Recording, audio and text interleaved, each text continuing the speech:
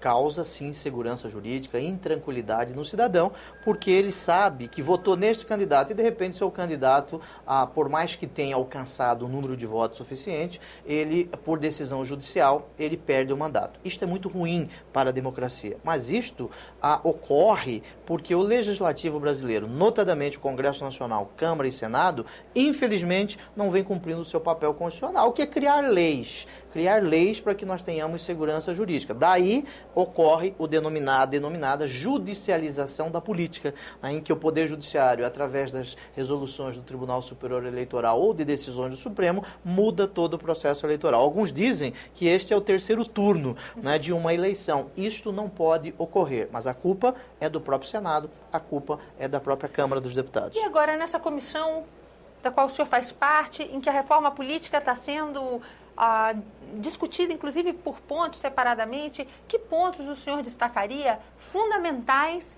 para que o Congresso volte a cumprir com eficiência seu papel, já que na sua avaliação isso não vem acontecendo? Sim, eu com muita honra recebi um convite para representar o PDT de Mato Grosso, o PDT Nacional, nesta comissão especial da reforma política. Eu estou confiante nesta comissão da reforma política, mas antes de falarmos sobre a reforma política, eu penso que nós tenhamos que modificar a forma de se fazer política. Política deve ser feita com honestidade, política deve ser feita por aquele que quer servir a sociedade, não se servir da política. A reforma política é muito importante. Eu confio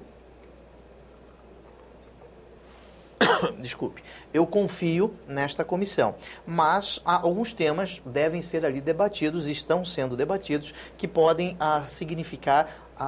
pode significar mudança na vida da sociedade. Porque muitas pessoas entendem que política é lugar de pessoas que querem satisfazer seus interesses pessoais. Eu não penso assim. Eu tenho orgulho de ser político, e agora está completando pouco tempo que eu entrei na política. Política é lugar de pessoas sérias. E esta reforma, eu penso que deva refletir isso. Por exemplo, a mudança de sistemas eleitorais. O que é isso? Muitas vezes você vota num candidato a deputado federal, estadual, e não sabe que indiretamente está elegendo outro candidato. Inclusive, às vezes, de outro partido. De outro partido.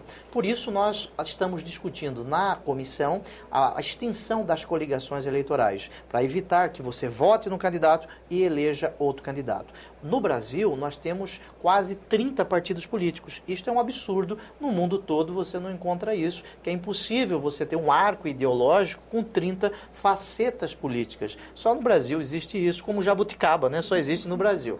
Muito bem, nós temos que mudar esta realidade, o sistema eleitoral deve ser mudado. Nós estamos discutindo também a extinção da reeleição para prefeitos, governadores e para o presidente da República. Por que isso? Porque democracia significa dar o mesmo ponto de largada para o cidadão. Onde ele chegar vai depender de suas condições naturais, de sua competência. A senhora acha que o uso da máquina ficou comprovado nessas eleições?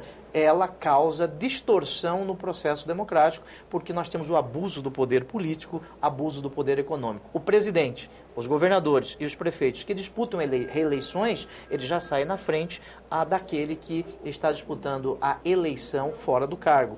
Isto é muito ruim para o processo democrático. Eu votei pela extinção da reeleição. Estamos discutindo um caso específico aqui do Senado, que tem repercussão no âmbito nacional, que é a extinção do suplente. Da figura do suplente. Sem fulanizar a conversa, este ou aquele suplente, mas o suplente não tem legitimidade popular. Por que ele não tem legitimidade popular? Porque muitas vezes você vota no senador, não conhece o suplente, e de repente tem um novo aqui, porque o senador ele passou a exercer um cargo no Poder Executivo. Aliás, isso é muito comum na tradição política brasileira. Senadores vão ser secretários, ministros ou até governadores, já que o mandato deles é de 8 anos. Exatamente. O suplente aí ganhou existe uma proposta de emenda constitucional do senador Pedro Simon, que é de 2007, e eu estou preparando uma outra proposta de emenda à Constituição para modificar o artigo 56 da Constituição para proibir que membros do Poder Legislativo legislativo possa exercer cargo no executivo, a não ser que renuncie ao mandato.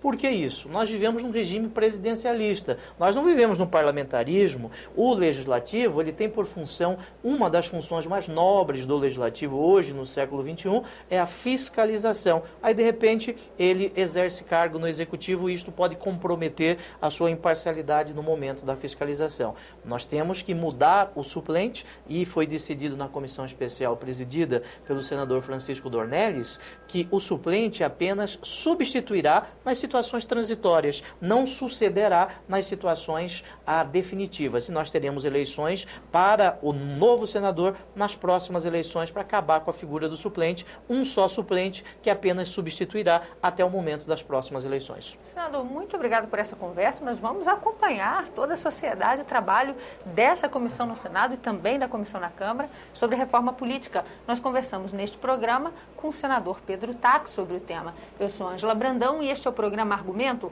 para a TV Senado, para a Rádio Senado e para as emissoras conveniadas. Se você quiser entrar em contato com a gente, anote www.senado.gov.br/TV. E nesse mesmo portal você pode rever este e outros programas da TV Senado. Então não perca. Tchau, até a próxima.